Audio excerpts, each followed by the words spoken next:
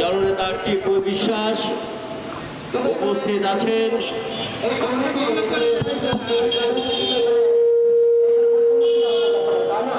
উপস্থিত আছেন জাতীয় গণফ্রন্ট, কৃষক সংগঠন, জাতীয় কৃষক ক্ষেত মজুর সমিতি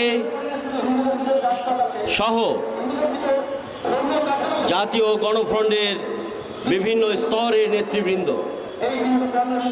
জাতীয় গণফ্রন্টের জাতীয় গণতান্ত্রিক শ্রমিক ফেডারেশনের পক্ষ থেকে সবাইকে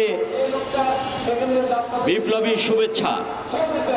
সাথী বন্ধুগণ, রাজা আসে রাজা যায়, রোজা আসে ঈদ আসে ঈদ যায়।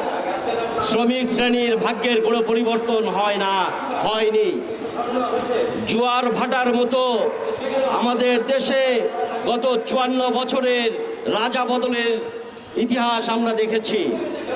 শ্রমিকরা, মেহনতি মানুষ, খেটে খাওয়া মানুষ, রিক্সাওয়ালা, মুটি মুজুর, কামার কুমার, জেলে তাঁতি, সর্বস্তরের মানুষ একটা ঘোরের মধ্যে থেকে মিথ্যা আশ্বাসে এই রাজা বদলের সংগ্রামে তারা লিপ্ত হয়।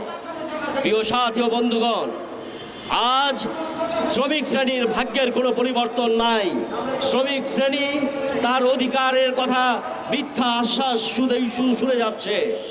আজকে জাতীয় গণতান্ত্রিক শ্রমিক ফেডারেশন দাবি তুলেছে 25শে রমজানের মধ্যে সর্বস্তরের শ্রমিকদের বেতন বোনাস সহ সকল বকেয়া পরিশোধ করার দাবি তুলছে। জাতীয় গণতান্ত্রিক শ্রমিক ফেডারেশন ঘোষণা করছে যে যদি 25 তারিখের মধ্যে সকল শ্রমিকদের বকেয়া বেতন বোনাস না দেওয়া হয়, জাতীয় গণতান্ত্রিক শ্রমিক ফেডারেশন দুর্বার গণ আন্দোলন, গণসংগ্রামের ডাক দেবে।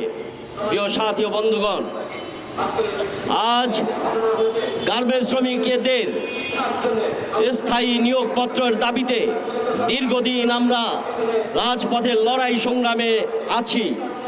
আজ পর্যন্ত আমাদের গার্মেন্টস শ্রমিকদের স্থায়ী নিয়োগপত্র দেওয়ার কথা বলবার পরেও বিভিন্ন সময় তালবাহানা করে তারা পাশ কাটিয়ে যাচ্ছে।